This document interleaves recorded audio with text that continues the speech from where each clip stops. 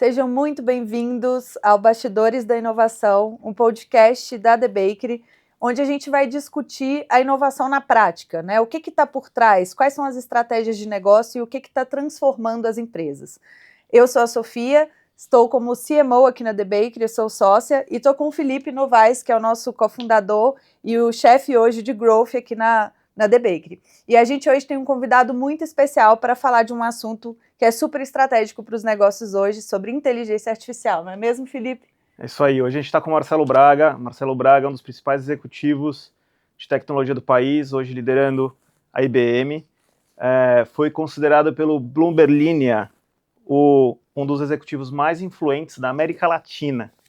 Então já é uma honra ter você aqui, Braga. Obrigado pela disponibilidade de tempo de estar aqui, nesses dias malucos aqui de início de segundo semestre. Eu queria que você se apresentasse para o público. Muita gente já te conhece, mas queria que você falasse um pouquinho mais e falasse também como que a inteligência artificial tem mudado o papel do CEO e como que o CEO vai ter que evoluir daqui para frente. Bacana. Felipe, Sofia, obrigado pelo convite, é um prazer estar aqui com vocês. Prazer falar desse tema que está super em voga e também desmistificar coisas, como é que a gente transforma os negócios, como é que melhora a vida da sociedade como um todo. Então tem um monte de coisa legal aqui para a gente conversar. Bom, Felipe, sou um veterano de IBM, tenho bastante tempo de casa, 27 anos, mas costumo brincar que a IBM tem algumas características muito peculiares como empresa. A gente pivota os negócios ao longo do tempo, temos 107 anos de casa, né? Viemos para cá para fazer o primeiro censo do Brasil, e daí veio máquina de tabular, máquina de escrever, mainframes, PCs, e-commerce, business, cloud, estamos em inteligência artificial e a computação quântica chegando aí na esquina. E essa característica de pivotagem, apesar de muito tempo de casa, a impressão que eu tenho é que começou anteontem, porque é tanta coisa que mudou ao longo desse tempo, é como se trocasse de várias empresas sem mexer no CNPJ. É mais fácil, né? Porque você já sabe onde é que trabalha, já sabe a cultura, mas os negócios mudam muito e eu acho que essa é uma parte muito bacana. Eu tenho 2 filhos, o Lucas e o Miguel, sou casado com a Mariana, sou apaixonado por tecnologia e como é que ela impacta os negócios e a vida das pessoas. Show. Esse sou eu. É isso. E com relação aos CEOs, você como CEO da IBM e você relacionando todos os dias com outros CEOs de grandes empresas no Brasil, como que você vê que essa turma tem que evoluir e qual que vai ser o papel deles daqui para frente? Felipe, eu acho que essa é uma discussão super interessante, né? Porque o papel do CEO ao longo desse tempo como um todo, né, de vários aspectos, o desafio do CEO ele é múltiplo. Né? Você tem a responsabilidade de retorno ao acionista, você tem a responsabilidade com o seu time, com os seus funcionários, você tem uma responsabilidade com a sociedade. Então, são vários aspectos aí ao longo da cadeira do CEO. Talvez a parte mais complexa é que são tantas peças em movimento, né? Você tem o finanças, RH, jurídico, vendas, delivery de projetos, pesquisa e desenvolvimento, lançamento de novos produtos, muita coisa muda muito, né? Estamos no meio de reforma tributária, temos um meio de coisas que mudam o back-office das empresas como um todo, e quando chega uma era como essa, ela também necessita o CEO ter um olhar diferente. Pensa que ao longo do tempo, os CEOs estavam preocupados em ganhar competitividade, olhar os seus concorrentes, olhar o mercado. É o RP, que foi uma onda de transformação nas empresas há algum tempo. Aí vem transformação digital, com uma pandemia que bota isso tudo de cabeça para baixo. Empresas que estavam mais avançadas digitalmente, empresas que estavam menos avançadas, e não teve opção, todo mundo teve que se adaptar para sobreviver. E agora a gente entra numa outra era, uma era que tudo que foi adaptado agora tem que ser corrigido ou consertado para ter a escala, para ter a segurança, para ter a competitividade de um mundo diferente pós-pandemia, né, que a cultura do trabalho mudou, a relação como você contrata, onde você acha talentos, como se remunera, tudo isso muda, e entra a inteligência artificial, que agora ela entra já num grau de maturidade diferente. Então a gente já fala de inteligência artificial há mais de 10 anos aqui no Brasil, né? Só que tem um fato assim, um deal breaker nessa conversa, né, uma explosão há 2 anos e meio atrás com o surgimento da IA generativa, que trouxe a IA para perto das pessoas. Então, se era algo que era contido no mundo de tecnologia, era para o time de inovação, vamos ver, né, qual é o potencial, vamos devagar. Agora, com IA generativa, todo mundo viu na ponta que dá para fazer coisas super simples, que todo mundo pode usar, que não é mais um requerimento técnico, e muito pelo contrário, começou a tirar a complexidade técnica da frente. E o acompanhar dos impactos disso nos negócios e capturar as oportunidades como um todo é um desafio super grande para a grande maioria das empresas. Porque pensa que diferente de quando você fazia uma implementação de um ERP, que você planejava, né, 2 anos de planejamento, seleção de qual era a empresa que ia fazer a implementação, 2, 3 anos de implementação, para fazer um Big Bang, eram projetos que você media em meses, entrega de implementação em anos, retorno de investimento lá na frente.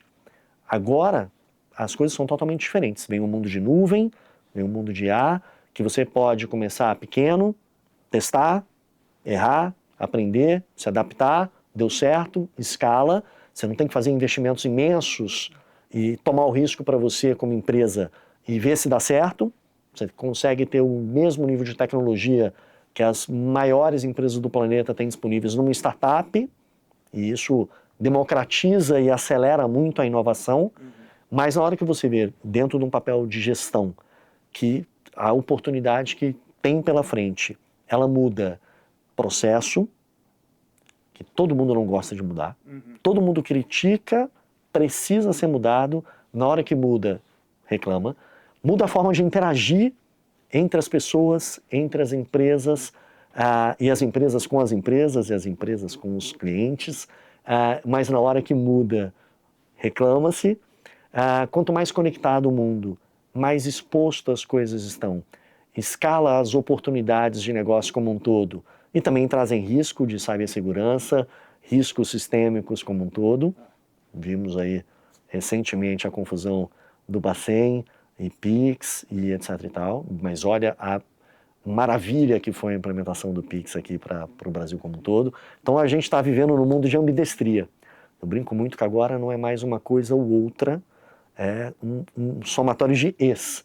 Você vai ter que rodar o teu negócio e você vai ter que estar atento como essas coisas mudam. E como que você consegue lidar com as duas coisas acontecendo ao mesmo tempo. Como as coisas ao mesmo tempo. Então, acho que não é mais a inovação não está mais relegada a um departamento, a pessoas ligadas à tecnologia. A tecnologia não é mais um departamento. Você vê várias empresas mudando seus modelos organizacionais para tribos, para linhas de negócio, para segmentos, né, onde você tem pessoas de negócio, de tecnologia, de produto, todo mundo junto, para uma responsabilidade nova. Então é muita coisa nova para um CEO e para o C-Level como um todo, né? Sim. O CEO carrega a responsabilidade aqui da liderança, né? Da realidade e pintar a esperança, mas o papel do C-Level como um todo, e isso vai decantando para todos os níveis de liderança e para a população como um todo, é bem dinâmico. Acho que talvez a coisa que mais impressiona é a velocidade. Então não dá para deixar. Pro ano que vem a gente dá uma olhada se isso aí vai ser legal e dá tempo. Ano que vem pode ser o início de uma boca de jacaré muito grande. E no mundo da consultoria, a gente está vendo cada vez mais projetos que antes demoravam 6 meses, 1 ano, 2, o cliente pedindo 6 semanas. O que dá para fazer em 6 semanas? Em, no máximo 2 meses. Né? Então a gente, assim, o mundo inteiro, né, de prestador de serviço, a indústria, todo mundo está tendo que, de fato, trazer a tecnologia para o teu dia a dia, né? É isso aí. E essa cadeira do C-Level, a gente tem visto aí alguns C-Levels até falando assim, eu tô me sentindo como se eu estivesse sendo alfabetizado novamente, né? Porque a tecnologia, muitas vezes, ela estava distante, né, desse executivo e do negócio como um todo. Como que você enxerga, como que esse executivo se prepara e quais são as capacidades, habilidades que ele precisa desenvolver nesse mundo agora pós-AI, né? Que ele tem que trabalhar com isso de uma forma muito mais próxima. Sofia, eu acho que esse é um tema super interessante, né? Assim, talvez a tecnologia foi a engine motriz da economia mundial na última década. E daqui para frente eu acho que vai ser ainda mais relevante. Então, se muitas empresas já eram dependentes ou interdependente de tecnologia para operar, agora você vê que as maiores empresas, as mais modernas, as que se diferenciam, têm tecnologia quase como um core. Eu particularmente acredito que daqui a um tempo não vai ter mais o departamento de tecnologia. Vai estar tecnologia em tudo. Não vai dar mais para separar uma coisa da outra. Porque quando você vê o jurídico, sem a tecnologia agora, não consegue ser tão eficiente para fazer as análises, as comparações, as jurisprudências, etc. e tal. Marketing sem tecnologia não existe. Produção também não existe. Então entra tanta coisa nova que impacta muita coisa junto. Mas normalmente os líderes, ou os boards das empresas, ou mesmo o conselho, estavam lá porque eram experientes, tinham muita vivência e conseguiam dar orientações claras para as pessoas. Então o caminho é para cá, né? Conversamos, discutimos, definimos um plano estratégico e o rumo é ali. Essa clareza de qual é o norte, se antes era segue aquela estrela, agora o GPS é muito mais dinâmico. Porque hoje está indo para cá, depois você vai ter que virar um pouquinho para o lado, aí surgiu uma coisa nova, mexe para a direita, freia, acelera. Então as coisas estão tão mais dinâmicas que essa humildade de aprender, que era mais característico de quem estava começando a carreira, né? Porque você viu o mais sênior, deixa eu aprender com o mais sênior. Agora a gente está no momento de que os sêniors têm que estar aberto a aprendizar. Tem que ter a humildade de querer ouvir, a curiosidade de querer aprender, para conseguir pegar com quem está chegando esse update e esse misto de experiência, de vivência versus as novas tecnologias, como é que essa coisa junta. E aí essa experiência, ou melhor, esse sentimento do C-Level, de que eu tenho que parar um pouco, reservar um pouco do meu tempo para experimentar de novo, para ver essa coisa funcionando, e tem que ser genuíno. Não pode ser assim, vamos determinar que todo mundo vai parar meia hora por dia para pegar e fazer. Forçado, não vai, o nível de aprendizado é muito baixo. É diferente quando você está curioso e você quer aprender, que aí você se esforça, né? Você quer correr atrás. E esse padrão e esse comportamento em níveis mais sêniores não era um negócio tão comum há alguns anos atrás. Agora, literalmente, é um aprendizado, é um letramento executivo do que está acontecendo para que eles consigam perceber janelas de oportunidade, porque senão, sob pressão, é não.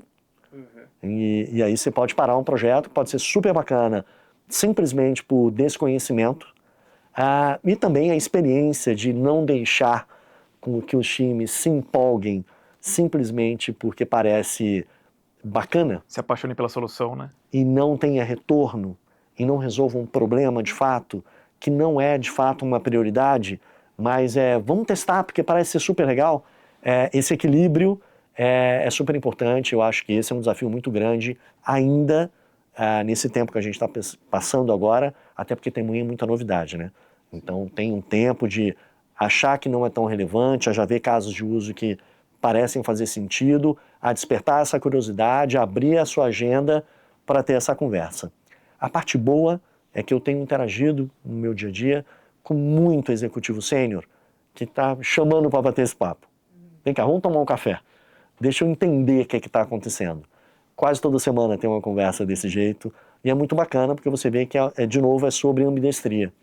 Não é para e shifta, mas estamos indo bem, o que dá para fazer melhor, o time está bacana, como é que pode aprimorar, ou o que eu posso fazer, contorno de ajuste.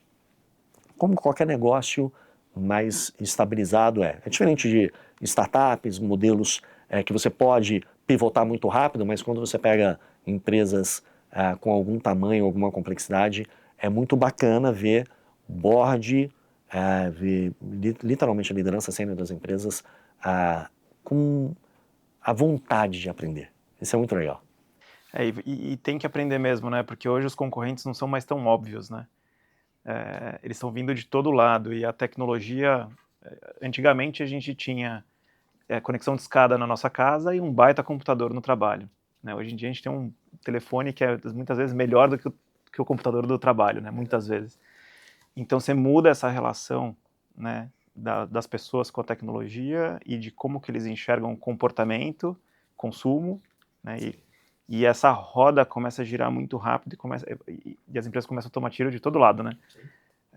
Então, de fato, o conselho e os executivos, a alta liderança vai ter que aprender, tem que se atualizar nisso. Acho que as barreiras entre as indústrias, Felipe, que caíram, né? Então, os bancos não são mais bancos. Eles são vendedores de celular, eles possuem marketplace de compra, eles viabilizam uma série de negócios que hoje são muito diferentes de alguns anos atrás. A mesma coisa os varejistas, a mesma coisa os fabricantes de carro. Então, essa clareza, né, de assim, o competidor é dessa forma e desse jeito, agora pode vir uma coisa completamente diferente e disruptar. Agora, também acho que vinha muita coisa que era, olha, vai mudar radicalmente muita coisa ao mesmo tempo. E a gente vê que algumas coisas aceleram mais, outras menos, mas eu acho claramente que muito não sobre a perfeição, não muito sobre saltos brutais dentro das empresas, né? disrupções muito dramáticas, porque na hora que você tem uma empresa, que você tem cultura, que você tem pessoas, que você tem processos, essa complexidade de botar tudo isso funcionando sobre um outro olhar, acaba sendo muito mais complexo do que a tecnologia em si, do que a solução em si, né? Porque no final do dia você tem, né, uma cultura estabelecida, e eu acho que talvez essa cultura de inovação, da curiosidade, do aprendizado contínuo, que a gente já fala há muito tempo sobre isso, né?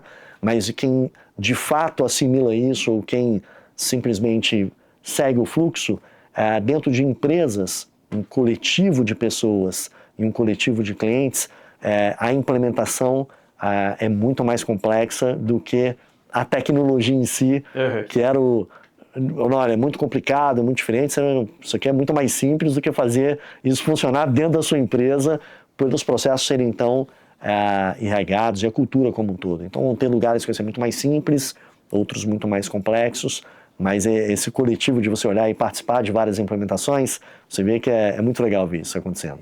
Me chamou bastante atenção que vocês acabaram de lançar o CEO Study, né, 2025, e lá vocês trouxeram um dado que 31% da força de trabalho vai ter que se requalificar até 2028. E aí, nesse tema de letramento, quais são as ações que vocês estão tomando na IBM, tanto para letramento do grupo executivo, quanto para a força de trabalho? Como é que tem sido esses aprendizados? Isso é um tema super legal, Sofia, porque você vê, assim, não é mais sobre como era antigamente, de falar, olha, tem esses 10 cursos, vamos fazer os 10 cursos, você tem um prazo de tanto tempo para fazer. Não é um compliance, de você pegar e falar, olha, tica aí e tira uma certificação e está tudo funcionando. Acho que tem 2 exemplos muito legais que dá para compartilhar aqui com vocês. O primeiro está acontecendo agora. A gente faz todo ano um projeto que chama Watson X Challenge. Watson X é o nome da nossa plataforma de IA, e o que a gente faz com isso? A gente convoca 100% da nossa força de trabalho, são mais de 280 mil pessoas no mundo, mais de 170 países, todo mundo, da minha secretária, que tem 50 anos de casa, que está participando do Watson X Challenge, ao desenvolvedor da IA mais sofisticada que a gente tem, né, o pessoal que está desenvolvendo computação quântica, todo mundo junto na mesma conversa. Agora, o que é isso? Ele foi desenvolvido em 2 etapas.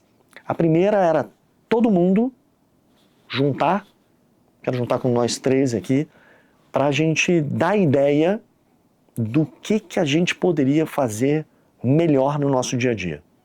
O que faria o nosso dia mais produtivo?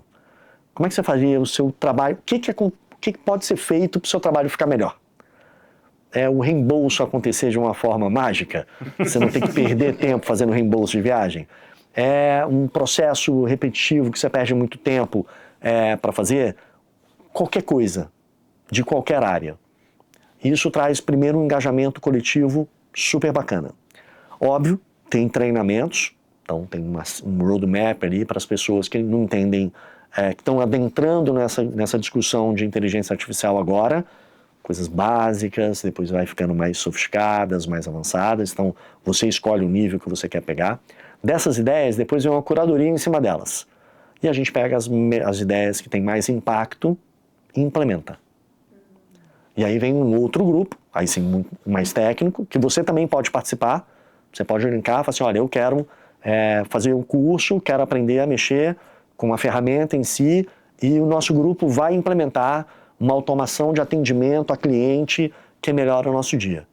E show, vai ter lá as ferramentas disponíveis, os créditos de nuvem disponíveis, as integrações de sistemas que podem ser feitas já de uma forma simples, toca a ficha. Ou as top mesmo, que a gente vê impacto coletivo, que a gente vai botar o time top nosso para entrar e implementar como projeto. Daí, por exemplo, saiu uma série, não desse ano, né, que está acontecendo agora, literalmente essa segunda etapa acontece hoje, né, começo de agosto, né, no jeito que a gente está gravando hoje. Nos dos anos anteriores, por exemplo, saiu discussões de dá para ser mais fácil o sistema de RH. É muito complicado para tirar férias. Você tem que entrar, ninguém lembra onde é que era, o que faz, que sistema que clica, qual que é. Porque você tira férias uma vez por ano. Né? Onde é que é o link mesmo? E a gente viu que várias dessas atividades podiam ser feitas dentro de um bot, que eu entro e falo assim, quero tirar férias. Ele olha se eu tenho direito aquisitivo, quero vender 10 dias ou não, quero antecipar o 13º ou não, e essa conversa só existe para o Brasil, porque lá nos Estados Unidos não tem o 13º, não tem vender 10 dias, em outros países podem ter outras características regras, né? Específicas, então tem as suas particularidades, e a gente viu que 99% dos gerentes aprovam as férias que os funcionários mandam. Já vai aprovado então, e avisa o gerente, a pessoa pediu férias. Porque o normal é o funcionário avisar para o chefe, né? Falar, chefe, estou pensando em tirar férias aí em julho, sair, vou viajar, né, com a família e tal. O normal é isso acontecer aqui com a gente. Então, normalmente, a grande maioria esmagadora já sabia que o pedido ia vir, já tinha concordado, para que tem que perder tempo clicando, aprovando e mexendo? Parece bobagem, mas são minutos que vão se transformando em horas, dependendo do tamanho da sua organização, e um efeito colateral super interessante. Uma percepção de que está desburocratizando, está mais fácil. Ó que bacana, finalmente, hein?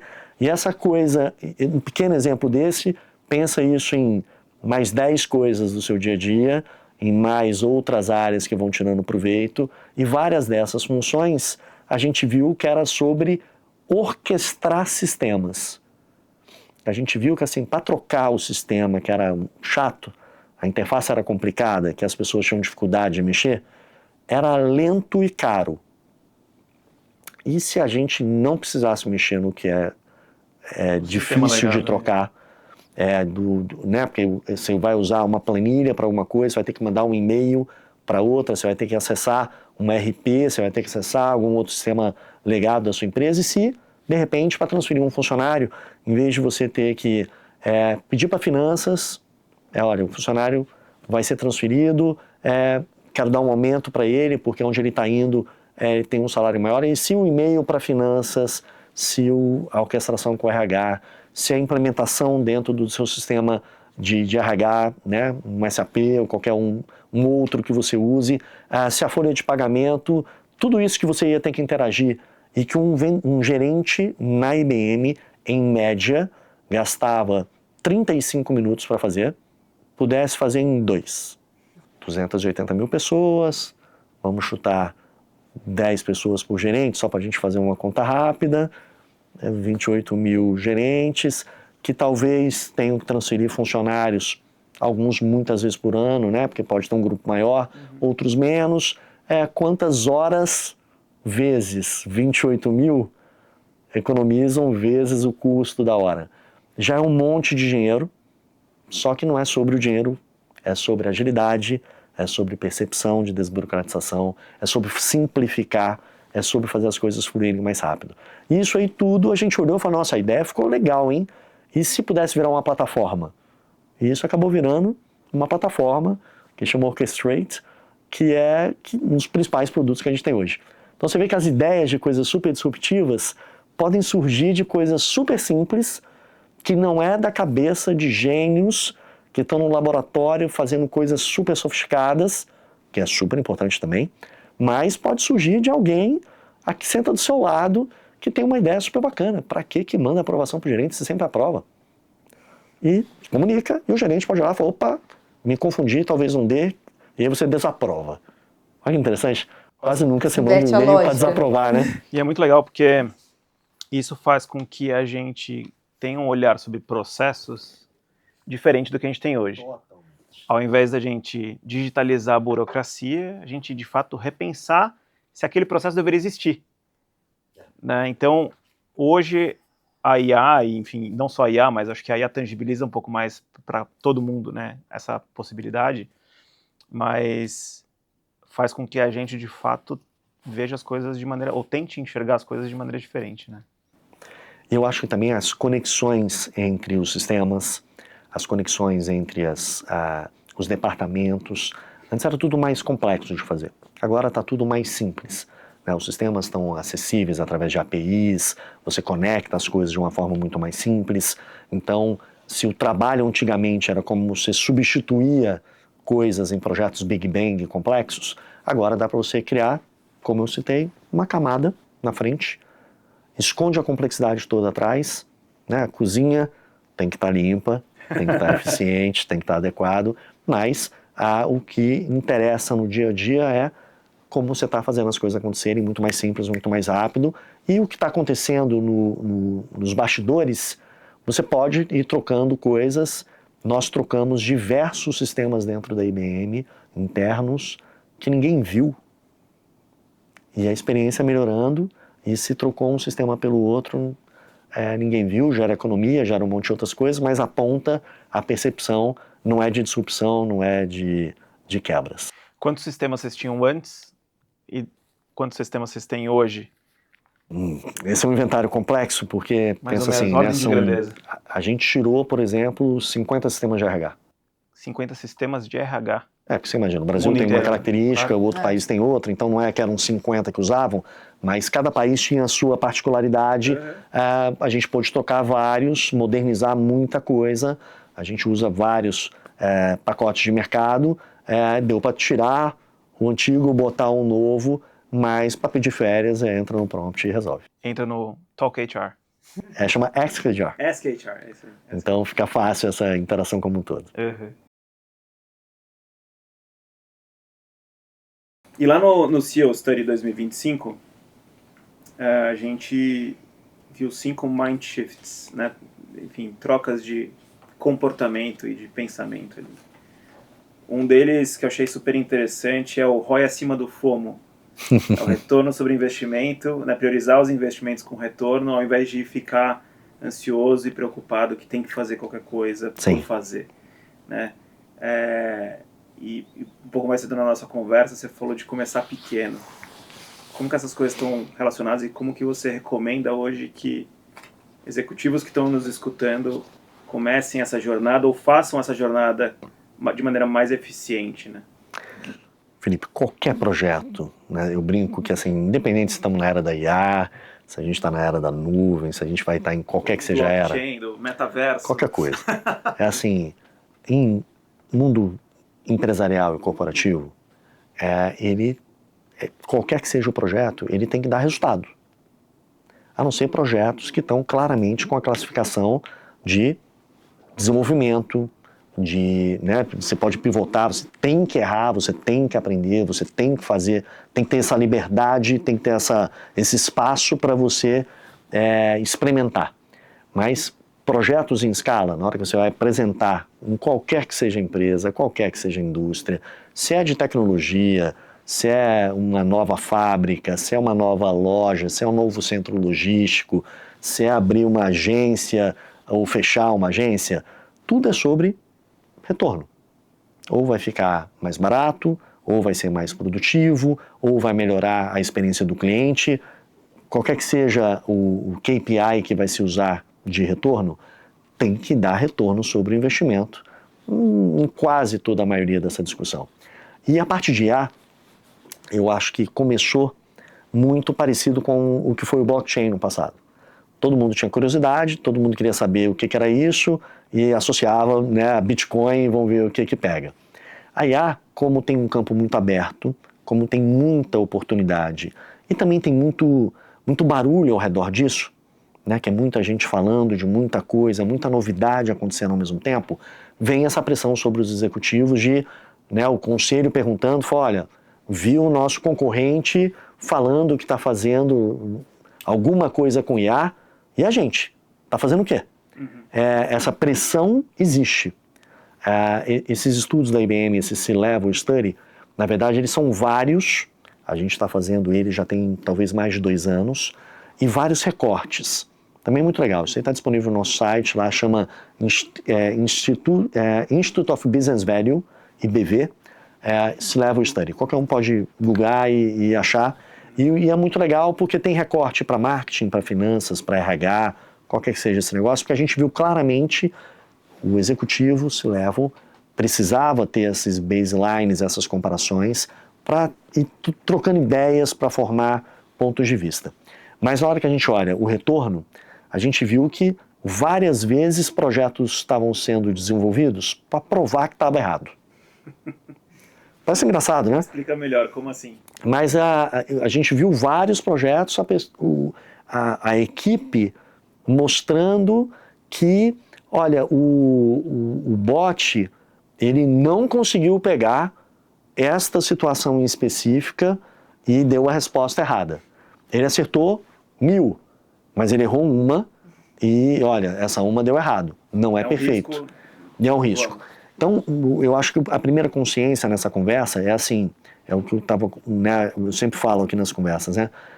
Tem tanto mato alto, em tanta coisas de processos corriqueiros das empresas e custos, tanto visíveis quanto invisíveis, que quando você olha, muita coisa simples em escala tem um impacto gigante do que você tentar fazer a ciência de foguete, uma coisa super sofisticada, que vai resolver uma coisa super específica.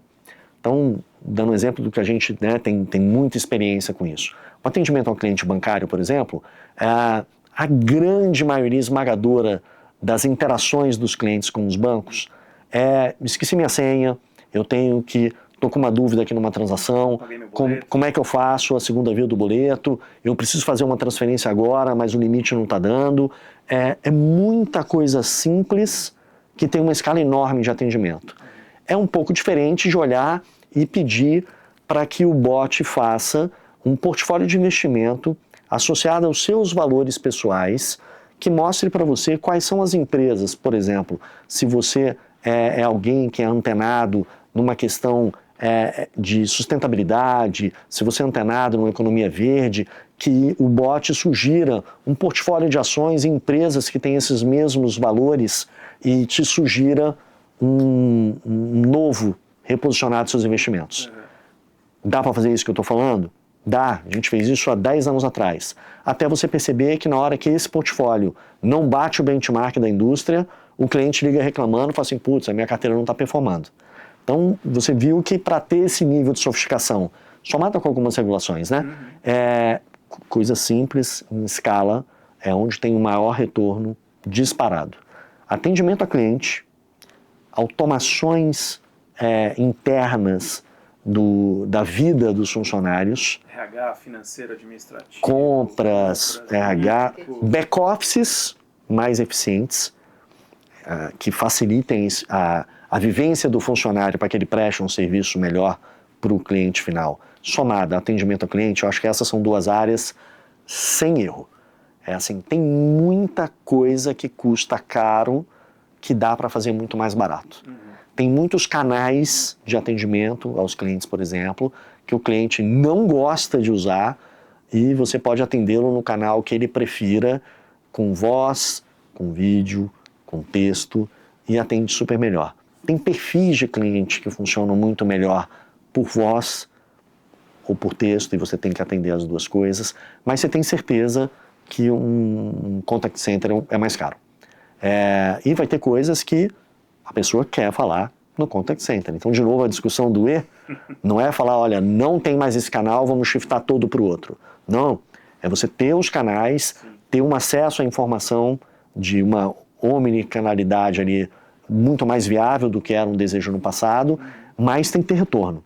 Então, para mim, a discussão, toda vez que a gente faz um engajamento de ala na IBM, primeira discussão é o que a gente quer resolver, qual que é o tamanho dessa dor, para a gente já começar a conversa olhando, tem um retorno bacana? O retorno é acima da TIR, da taxa interna de retorno que aquela empresa exige? Aliás, pode bater várias vezes. Vamos focar que aqui vai dar super bacana. Várias outras vezes a gente está... É um desafio que é muito mais de uma área pequena, que no final aquele investimento não vai valer o retorno, e essa qualificação de engajamento ou a qualificação de um projeto tem que acontecer como qualquer outro projeto. A discussão é que com o projeto GA como um todo dá para a gente calcular de uma forma mais simples o retorno, dá para começar a perceber que o retorno está acontecendo e ir somando funcionalidade e ampliando a conversa porque é mais incremental e fácil, e também dá para perceber que talvez não esteja dando retorno como você tinha calculado, freia e volta, que os custos são normalmente proporcionais a volume, né? Então, assim, tem uma tríade, né, do que você está falando ali, pelo que eu estou interpretando. Você precisa de uma estratégia, primeiro, para entender aonde você pode melhorar, né, e o que você pode melhorar, que é o segundo pedaço dessa tríade, processo. Como que você revisita, elimina, melhora, digitaliza alguma coisa, né, dentro da empresa. E o outro é a tecnologia em si. E aí, de novo, pelo que eu estou interpretando de você, não é só IA. Tem uma série de outras tecnologias que devem ser utilizadas para conseguir, enfim, todo o resultado. E essa tríade é exatamente o que a gente discutia há 10 anos atrás entre pessoas, processos e tecnologia. Você vê que no final não mudam os fundamentos. Muda talvez a metodologia, muda talvez a velocidade, muda as formas e as interações, mas, de novo, sem ter um propósito, estou resolvendo o quê? Talvez você possa acertar, né?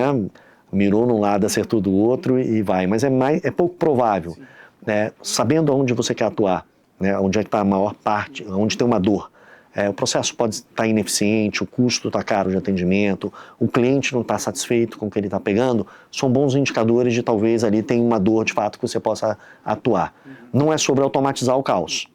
Dá para automatizar muito mais simples, muito mais rápido, mas esse redesenho da experiência agora dá para ser feito de uma forma completamente diferente. Mas no final do dia, são pessoas que estão consumindo ou que estão interagindo. Então esse olhar de ser simples, de ser fácil, de você entender o outro lado, acho que tem um negócio muito bacana. A gente sempre, ao longo do tempo, teve que aprender como os sistemas funcionam, como interagir com aquele aplicativo, né? Como eu mexo nesse internet banking, como é que é o site do governo que eu tenho que fazer alguma coisa. Agora talvez a gente esteja chegando numa era que você vai dizer o que você quer e os sistemas vão entender o que você está pedindo. É uma inversão super interessante de user experience, de mapear das coisas.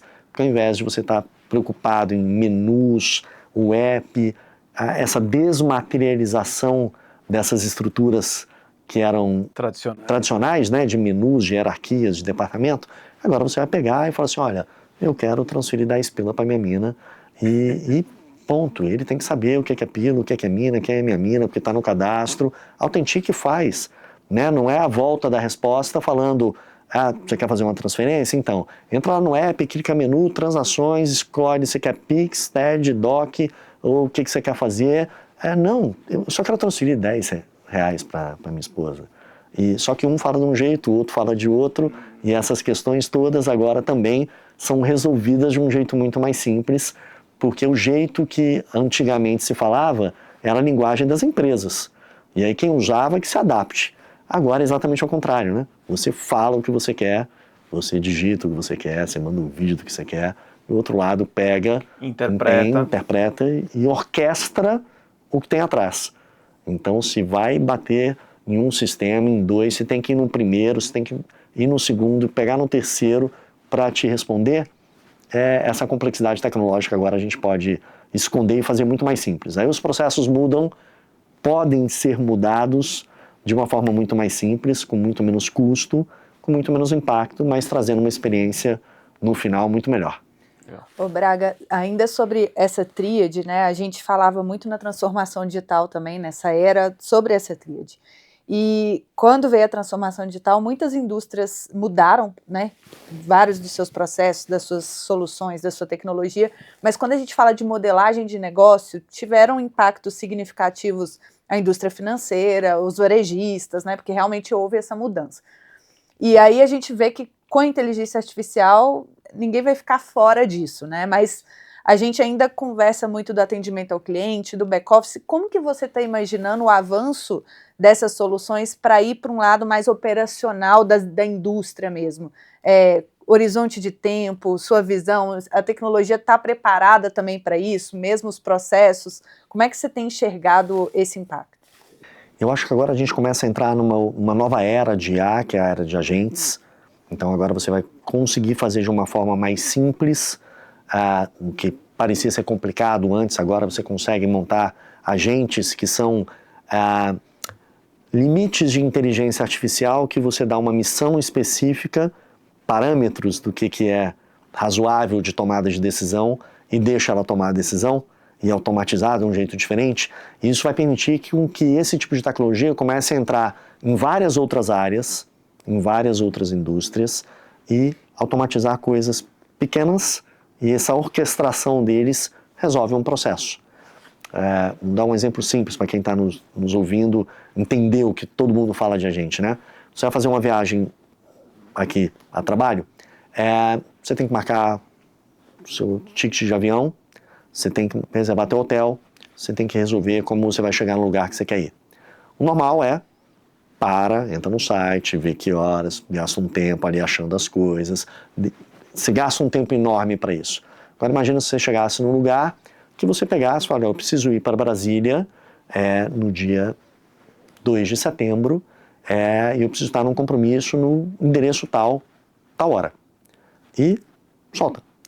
Se você tem um agente que olha passagem aérea, que sabe quais são as suas regras da empresa, então você tem que comprar a passagem mais barata, a passagem mais barata é determinada para aquele range de até 2 horas antes ou depois do horário que você queria viajar, ela escolhe qual é a mais adequada, vê toda a logística que você tem que fazer, qual é o hotel mais perto, dentro dos hotéis conveniados ou dentro do que é o guidance da sua empresa, e é tão pertinho que você não precisa alugar carro, talvez seja melhor você ir de Uber, e só vem uma mensagem para você falando, olha, a passagem está reservada, já está no teu calendário, o hotel vai ser o tal, já está marcado, e é super perto, é melhor você pegar um Uber do que a gente pegar o carro alugado, e o crédito de Uber do seu aplicativo está pronto.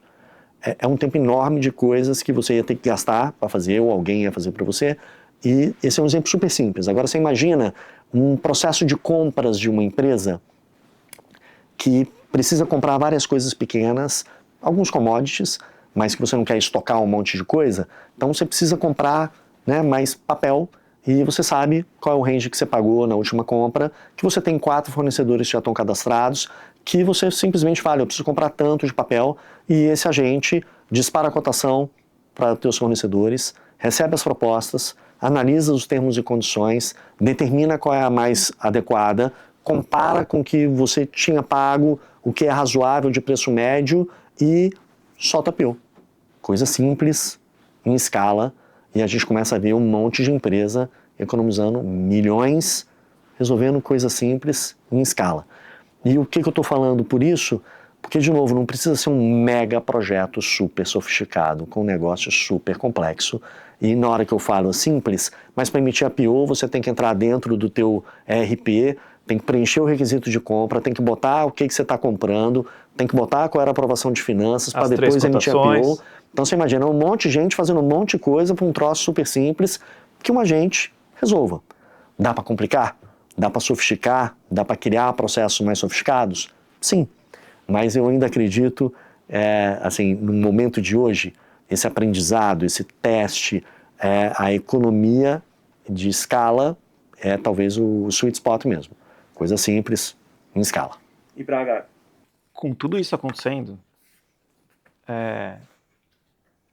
em muito breve a gente vai ter pessoas gerenciando pessoas e agentes, porque a gente vai precisar, a pessoa de compras nesse caso específico, ou ela vai ter que saber programar o agente, ou ela vai ter que ter alguém do lado dela, né, entendendo todos esses processos e ajudando a evoluir, né, esse trabalho, né, deixar ele mais eficiente. Mas potencialmente a gente vai ter agentes gerenciando pessoas. Porque... ou não? Porque tem trabalhos manuais que agentes talvez não consigam fazer, mas os agentes podem conferir se aquele trabalho, a gente estava conversando aqui no café há pouco sobre isso e tal. A gente vai ter um trabalho muito complexo de governança. Para a gente garantir que tanto as pessoas quanto os agentes que estão, né, fazendo o trabalho que hoje são feitos por pessoas, da maneira mais compliant possível, né, mais eficiente possível. Como que você enxerga a importância disso bem feito, como que isso poderia ser bem feito, e quanto da atenção dos executivos tem que vir para essa estratégia de governança? Olha, isso é um tema super atual, Felipe, assim, parte interessante, né? Eu já tive parte dessa conversa com CEOs de altíssimo nível, de corporações super grandes. Então você vê que de fato esse tema está na agenda de muita gente, que até me surpreendeu. Achei que ainda não teria chegado, mas eu recebi um questionamento, né, uma troca com o CEO bem nessa linha. Porque a gente vai começar a ter uma força de trabalho híbrida. E não mais trabalha do escritório ou trabalha de casa. É híbrida entre pessoas e agentes que exponencializam trabalhos e uma necessidade de governança e de segurança super diferentes. Porque uma coisa é você que tem acesso, que tem o conhecimento e é responsável por isso. Outra coisa é quem programou aquele agente e que não vai ser alguém ajudando naquela área. Então, daqui a pouco, o cara de compras... ele tem que saber criar o agente, ou vai ter que saber criar o agente, não vai ser alguém de TI que vai criar para ele. Então, são as áreas, lembra da discussão da TI pervasiva? Uhum. É isso que vai acontecer, já está acontecendo. Agora entram discussões que ainda estão, acho que ainda existem ensaios. Eu acho que quem disser que é isso ou é aquilo, talvez tenha exemplos, mas eu acho que ainda ninguém tem certezas. Por quê? Você imagina que um agente... Isso aqui aconteceu um caso real. Esse caso que eu falei para vocês aqui no começo do RH, não é um caso complexo de ser implementado. Então, um cliente nosso falou, vou pegar meu time e vou fazer. Conta própria. Então, ele pegou, usou uma inteligência artificial, indexou as tabelas lá de RH, para exatamente se olhar e falar assim, olha, o fulano quer transferir o funcionário, fez certinho a ideia. A única coisa que ele não previa é que alguém, ao invés de ir lá e falar assim, quero marcar férias, ou ir lá, quero transferir um funcionário meu para você, alguém ia ter uma ideia de falar assim, quanto ganha o meu chefe? E para essa discussão do salário, saber se o salário era compatível com a área para essa transferência acontecer, a coluna de salário estava indexada. Respondeu. Mas o chefe talvez compreensível que ele ganhe mais que o funcionário. Uma atribuição de responsabilidade maior, espera-se que tenha um salário um pouco diferente. A intriga acontece quando você pergunta quanto ganha o coleguinha. E você vê que, de repente, um experimento causou um problema dentro da empresa que se alastra hiper rápido, que o outro manda... Viral, né? Manda ali um chat ali pro outro lado e fala assim, você viu que dá para ver o salário de todo mundo? E aí o outro olha e fala, não, e aí quando você vê, em pouco tempo, estava a empresa, um pedaço grande deles, parados, um brincando de ver o salário do outro, você tem exposição de informação, você tem violação de LGPD, você tem um problema né, complexo ali para administrar, e uma coisa é uma coisa simples como essa que você pega e fala, shutdown, tira o agente lá. Agora você imagina uma empresa que já tem uma robustez, que já tem um nível de automação, você não faz shutdown nas automações. Você vai deixar de atender o cliente, você vai deixar de fazer a compra, você vai deixar de transacionar. Você não manda embora o agente, né? Imagina, é mesmo uma analogia de o sistema está com um problema, desliga a energia do prédio.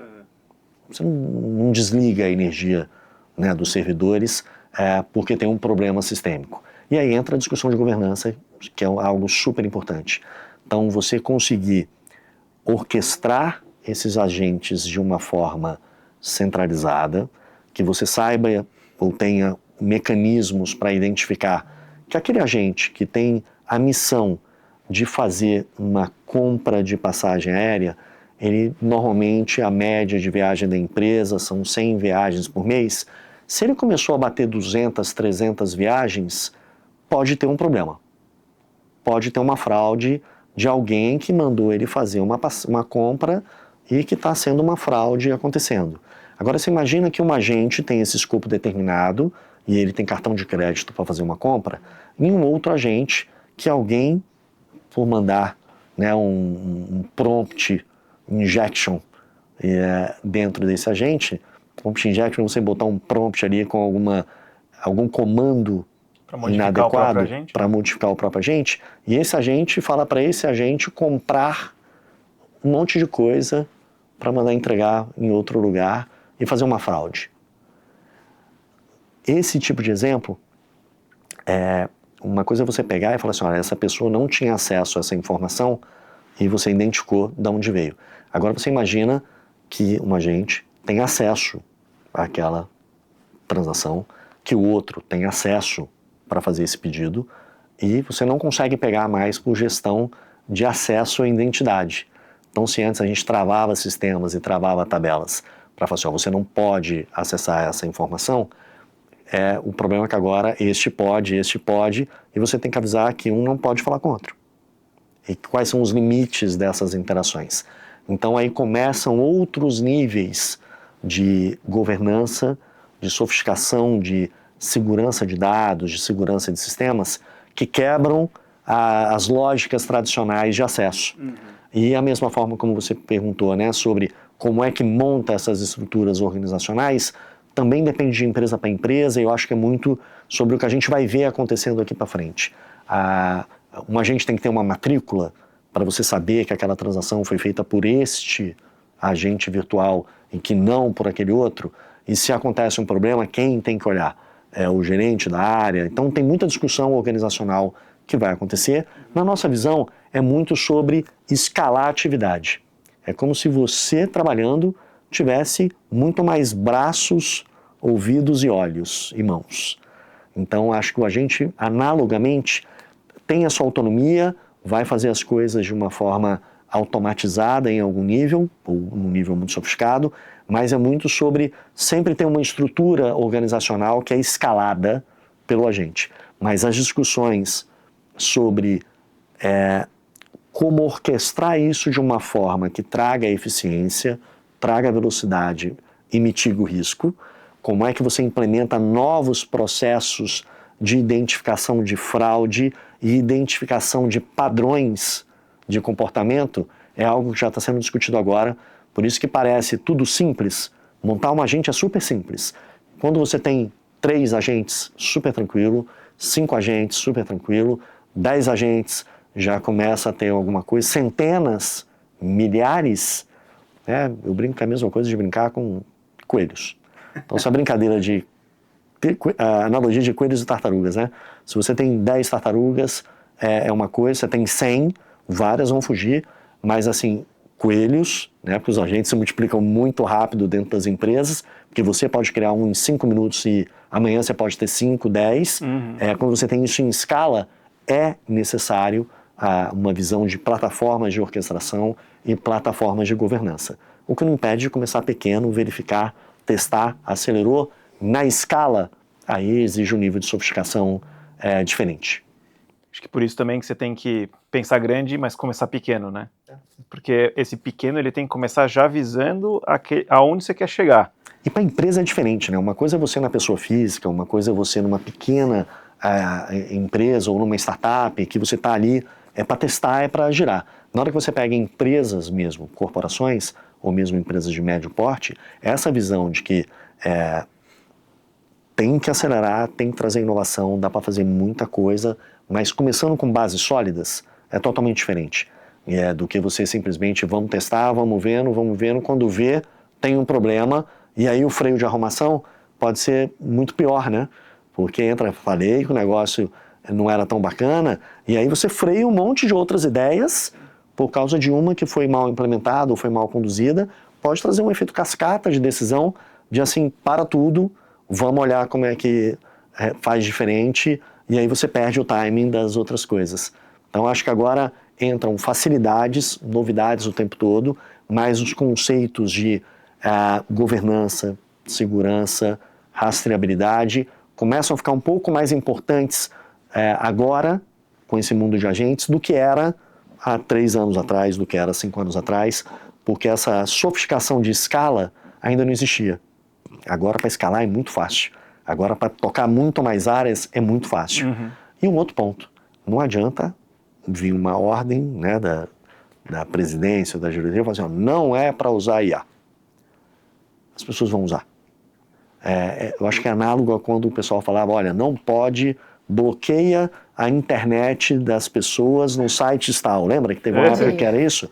Aí a pessoa sacava o celular e acessava a internet do mesmo jeito e dá. E quando essa restrição, imagina, você sabe que dá para fazer um negócio super mais simples, usando o IA para sumarizar um texto, sumarizar um documento, cruzar informações, e a sua empresa não dá nenhuma ferramenta nesse sentido. A grande maioria das vezes, a pessoa vai pegar o documento da empresa, vai jogar no celular ou de alguma outra forma, vai expor a empresa no intuito de fazer bem, hein? Uhum. No intuito positivo. Estou nem falando quando o intuito pro mal, tem né? alguma coisa que não seja adequada. Então, é algo que não dá para negar.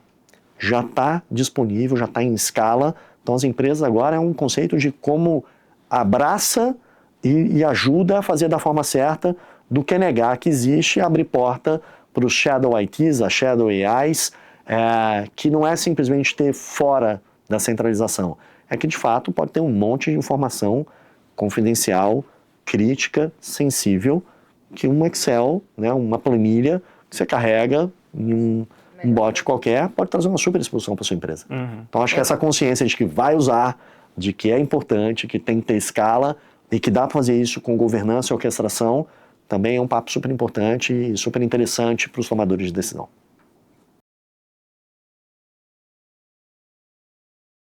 Braga, o quinto Mindshift que tem no CEO Study de 2025 é talento emprestado.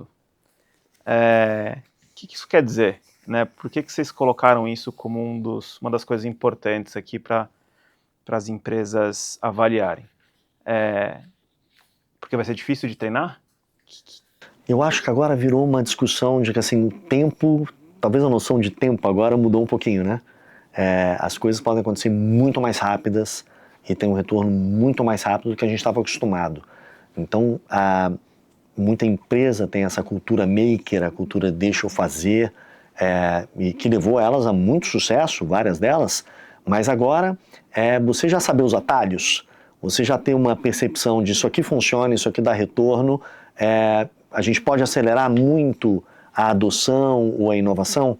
A gente viu claramente de que a maioria das empresas, se resolver, vão destacar um grupo de pessoas para que elas, né, desenvolvam um conhecimento, um framework, uma metodologia, qualquer que seja o nome que a gente queira usar, para usar IA, para depois daqui ela convencer as outras do que pode fazer ou deixar de fazer, delas terem experiências e casos de usos para compartilhar e replicar.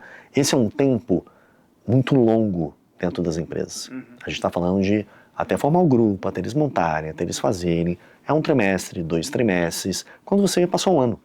Na hora que a gente fala de pegar o conhecimento ou o talento emprestado, é que dá para ter metodologias e compartilhamentos de casos de uso, de desenvolvimento de centros de excelência, os centros de competência dentro das empresas, que já tem metodologia, que a gente já consegue vir, acelerar, incubar muito mais rápido para que os projetos aconteçam mais rápido. A gente viu que isso aí tem muito impacto. Você reduz uma discussão de como cria uma área, como desenvolve algo, como escala, que pode demorar meses ou ano, para uma discussão de vamos entrar e fazer o projeto acontecer em semanas. Então, essa percepção de que tem muita coisa já sendo desenvolvida e compartilhada, que é muito mais fácil você aprender com quem já errou e aprendeu e viu alguma coisa que faz muito sentido e escalar mais rápido, do que tentar fazer isso do zero, por dentro, mesmo que você tenha equipes muito competentes, né, que você tenha capacidade técnica, que tenha capacidade tecnológica para isso. Isso vai gerar muito mais colaboração entre empresas também e empresas e fornecedores também, né? Felipe, assim, uma coisa que eu tenho certeza, não existe no mundo da IA um vencedor leva tudo. Os gringos chamam, né, the winner takes all. Não vai ter uma IA vencedora. Primeiro porque a gente viu que, né, a experiência mostra que são várias IAs que têm características diferentes, que têm virtudes diferentes, que têm limitações diferentes. Então, na hora que você pega uma LLM super amplo, né, esses modelos de linguagem super amplos, eles são super bacanas para resolver problemas genéricos. A parte complexa deles, o custo por interação, por token, ele é alto. Na hora que você pega um SLM, ou seja, um modelo de linguagem mais estreito, mais estrito, ele é muito mais preciso, ele vai responder muito melhor, com muito menos chance de alucinação, com muito menos chance de erro para aquele tipo de caso de uso do que uma LLM. Muito mais barato. Agora, vai ter um que vai resolver tudo? Não. Então a gente viu claramente para imagem uma coisa, para vídeo vai ser outra, para interações de documentos jurídicos, tem algumas que são mais eficazes, para atendimento a cliente vão ser outras que são mais eficazes, para desenvolvimento de slides ou de planilhas vão ser outras. Então esse somatório de ferramentas que vai ser literalmente uma caixa de ferramentas para as pessoas usarem as ferramentas adequadas para fazer o trabalho da melhor forma possível. E de novo, o que não muda? Qualquer IA vai acessar dado. Dado ainda é um dos principais problemas das empresas. Eu acho que talvez tenha perdido um pouco do protagonismo há alguns anos atrás. Agora virou absolutamente fundamental para que os sistemas conversem, para que as IAs interagem, tenham essa interação e consumo de dado. Então, a gente vê muitos projetos de dados ganhando muito relevância nesse mundo de IA. Então, governança de dados, segurança de dados, passou a ser quase que como, né, os pilares fundamentais para que seu projeto de IA aconteça. Então, aqui é um ponto também que eu queria salientar, porque no final é uma discussão, sempre existiu, como é que um sistema fala com o outro, como é que um relatório traz a informação de múltiplas fontes. E agora no mundo que você vê o CRM na nuvem, o sistema de cartão de crédito dentro de casa, o sistema que, né, monta o RH de um fornecedor, um SaaS do outro, está tudo muito distribuído, e aí você acaba perdendo um pouco a linhagem dos dados, ou seja, aquela informação que saiu aqui na origem, chegou lá depois de passar por 2, 3 sistemas, é a mesma informação que está aqui? Ou por um acaso mexeu, enriqueceu, cruzou e o 10 daqui chegou o 11 lá? E bom que essa discussão que está tendo agora sobre os GPTs e agentes está começando a viabilizar uma coisa que antes era menos sexy, né? Que é falar de dados, né? De segurança e governança. Né? Então acho que está sendo interessante, pelo menos de fora do mundo da tecnologia, como você está hoje dentro, né? A gente vê o negócio puxando muito mais a tecnologia para próximo, o que obriga eles, no final do dia, a ver e melhorar a sua qualidade das bases de dados e como que isso se conecta uma coisa com a outra. E, de novo, quase nada vai ser o centro, é a tecnologia. Então, para você fazer um atendimento adequado, você vai ter que acessar o que o cara comprou, o que ele tem propensão de comprar, o pedido dele que aconteceu, o histórico dele, é tanta coisa junto agora, mas, de novo, vem muito essa dificuldade de conexões. Agora talvez tenha uma exponencialidade de complexidade, então porque vai ter muita coisa dentro de casa, muita coisa que você botou, usa em SaaS, IaaS e soluções espalhadas por aí. Essa pluralidade de soluções tá muito maior. Então, de novo, a integração, a governança, a segurança dos dados, ainda mais com regulamentações, né, LGPD, na Europa o GDPR, essa transição de tanta informação por aí, a responsabilidade é da empresa, né? Então, a IA não conhece o LGPD, então essa necessidade de governança de dados para que você indexe, para que você ingira, para que você processe esse tanto de dado, é de quem treina a IA. E muita gente olha e fala assim, nossa, mas ela falou o salário do outro? Você deixou ela aprender, aprendeu. Então, saber, né, como faz mascaramento de dados, saber como você faz anonimização de dados, tem uma série de técnicas que você consegue trazer todo esse resultado mitigando riscos de exposição de dados ali como um todo. Ô Braga, eu acho que foi a OpenAI lançou essa semana ou semana passada um estudo falando que o Brasil é o terceiro maior país que usa ChatGPT. E me soou uma simetria, assim, né? Porque tem o ponto de vista, nós, pessoas físicas, o Brasil é um país muito populoso, usando a inteligência artificial. Mas e as corporações, e os negócios? Como é que você tem enxergado o Brasil posicionado nessa jornada de IA e as corporações, assim, que são melhores práticas? O que elas têm feito de diferente? Eu acho que aqui não é simétrico, não é proporcional. O brasileiro, assim, é uma análise, né, de vários ângulos. A gente é mais aberto a essas inovações. Você vê que a gente não é o terceiro maior país em população, mas o consumo de redes sociais aqui é acima da média mundial, o uso de aplicativos, né, de mensagem aqui é muito maior do que a média mundial, a adoção de plataformas digitais também é muito acima da média global. Agora, o que eu vejo dentro das empresas? As empresas aqui também têm um grau de protagonismo maior do que a média. A gente também viu dentro de estudos nossos esse protagonismo da América Latina e o Brasil ainda destacado como um nível de adoção acima da média global como um todo. Eu acho que talvez algumas coisas da nossa característica como país ajude nessa discussão.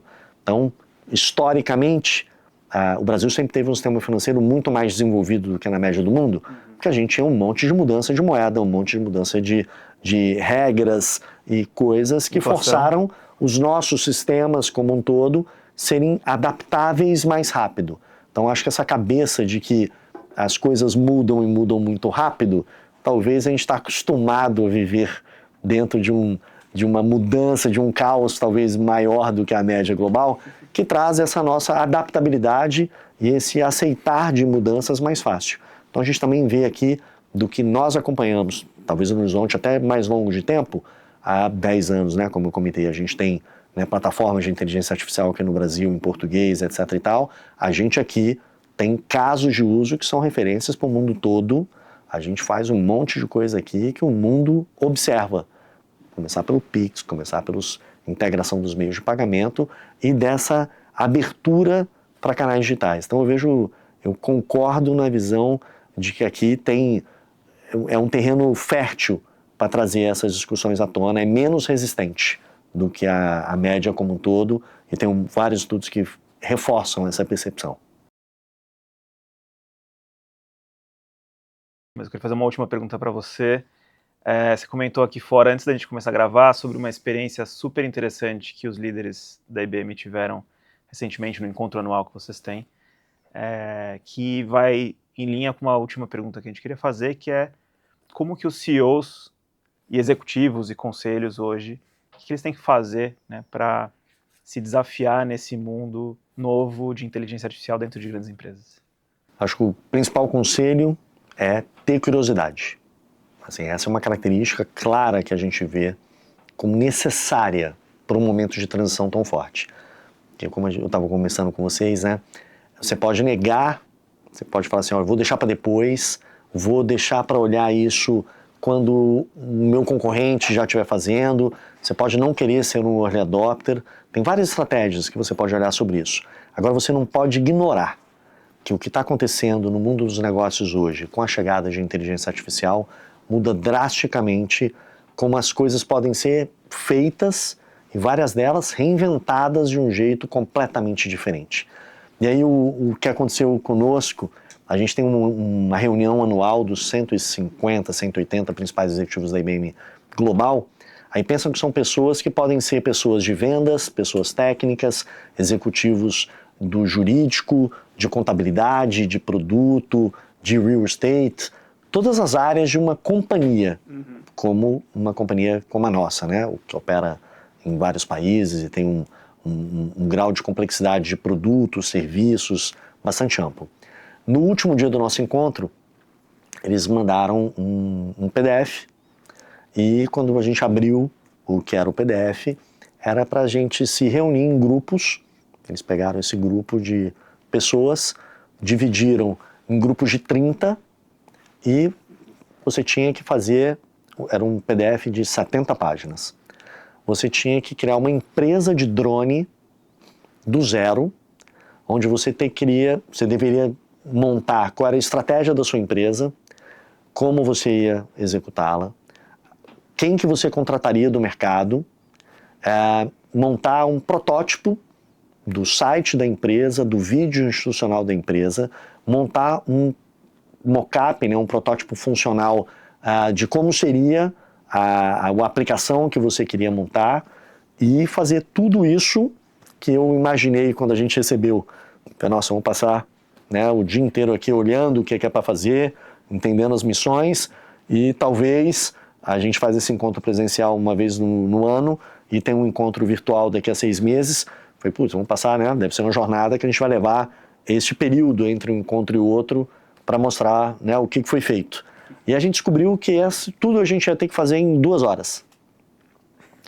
Usando qualquer coisa, qualquer IA, qualquer site, qualquer ideia, qualquer coisa. O marketing. E aí veio aquele choque, né, de falar assim... A estratégia. São 70 páginas, o RH, o vendas, o técnico, o marketing, comunicação, em 2 horas... Choque. 2 horas. E o que foi muito interessante, os primeiros minutos, aqueles minutos de choque, né? De assim, como? Mas de que forma? De que jeito? E tinham coisas tão simples quanto você tinha que criar um site para montar a situação e eles não deram qual era a senha que você tinha que usar na aplicação. E aí alguns olharam e falaram, mas tá sem a senha. E eles falaram, e aí? E aí descobre qual é a senha. Pergunta, qual é a senha padrão do site tal para fazer a produção de... E aí bem, a senha padrão era a senha X, botava lá, era a senha X. A ideia era mostrar que dá para criar rápido, que dá para montar vídeos super rápido, que dá para criar protótipos funcionais super rápidos, que dá para fazer um monte de coisa de um jeito que executivos sêniors talvez não tenham tido contato com tantas outras tecnologias e a gente pôde usar qualquer coisa nossa ou disponível na internet. Então, que também quebra paradigmas, né? De você olhar e falar assim, mas não é só aqui. Não, você pode fazer o vídeo na IA mais legal de vídeo que tem, você pode fazer o protótipo, o mockup aqui na IA mais legal que tem, você pode usar a nossa para fazer esses acessos dessas coisas. Então, na hora que você tem a liberdade, que você não tem limites, mas você tem um objetivo, é impressionante o resultado que veio 2 horas depois, numa apresentação que você vê, né, vídeos cinematográficos, que você vê um protótipo funcional, mas principalmente você vê a quebra de paradigma de que estamos num mundo que talvez os questionamentos vão ter que mudar. Não é mais eu preciso de mais orçamento para um projeto. Dá para fazer um negócio super diferente. Pensa a produção de vídeo. Há pouquíssimos anos atrás, para fazer um vídeo institucional, você ia gastar um volume de dinheiro que agora você consegue fazer algo que, dependendo da mídia que você for usar, para o que você quer fazer, dê para fazer 1000 vezes mais barato. E quando você entra nessas escalas, que assim, o normal é você pensar em ganhar 10% de produtividade. É você reduzir 10% de custo. Essa escala de centenas ou milhares de vezes não é percentual. É algo que a nossa cabeça, que executiva e do dia a dia, não tinha essas ferramentas até tão pouco tempo atrás. Então, o repensar dos processos, o estar aberto a ouvir coisas que você tinha certeza, não dá para fazer tão melhor. Talvez agora dê. Porque as ferramentas que estão agora disponíveis ou que começam a ser disponíveis é de um jeito tão diferente que não dava mesmo. Né? Eu brinco de fazer uma analogia. A gente tinha um brasileiro que trabalhava no laboratório de pesquisa da IBM, ele chamava João Paul Jacob. O Jô Soares adorava ele. Toda vez que ele vinha para o Brasil, ele dava uma entrevista para o Jô Soares. E eu me lembro de uma entrevista que o João Paul Jacob foi falar da miniaturização dos celulares. Ele falou, o celular vai ficar tão pequeno que talvez você bote no ouvido, e naquela época, só para a gente lembrar, eram aqueles celulares gigantes. Vai ficar no ouvido, super pequeno. Aí o Jô Soares falou, nossa, que bacana. E ele falou, o problema é que a gente vai ter que carregar uma mochila para a bateria estar dentro. Naquela época, os componentes que hoje formam as baterias de lítio e etc., não existia. Eram outros tipos de bateria. Eram baterias que eram de ferro, eram outros tipos de componentes que armazenavam uma outra quantidade de bateria. Então você imagina, restrições que naquele momento pareciam hiper vanguardistas, se a gente olhar hoje, parecem hiper arcaicas. E eu acho que esse é o momento que a gente está passando. Processos, jeitos de fazer as coisas que a gente fez nas últimas décadas, com o que tem hoje, vai parecer arcaico em pouquíssimo tempo. Então, o meu conselho é, seja curioso. A gente pode aprender com muita gente coisas diferentes. Então, gastar um tempo, se todo dia a gente parar 10 minutos, 15 minutos, para bater um papo com uma IA, para entender como é que vem essa resposta. E eu estou falando de vários níveis dentro das empresas, porque normalmente também se acha que a discussão de IA é de tecnologia, né? E é claramente não tecnologia. É muito ao contrário, né? Se antes era assim, preciso de mais programadores, agora IA programa e te traz muito mais coisa. Mas você interagir, você poder pegar pontos de vista, as coisas podem ser feitas de um jeito super diferentes. Eu fui num cliente para fazer o briefing para esse cliente, eu peguei uma IA e notei os últimos 4 podcasts que esse executivo participou, os últimos 5 vídeos que ele pegou, mandei comparar o resultado da empresa dele dos últimos 4 trimestres com os principais concorrentes deles e quais deveriam ser as minhas perguntas ou as minhas interações com ele dentro da reunião. Cara, é completamente diferente de um briefing que a gente faria 3 anos atrás, que é, primeiro, ou você para ver o podcast, ou melhor, nem teria o podcast, porque esse tanto de informação também é super recente, né?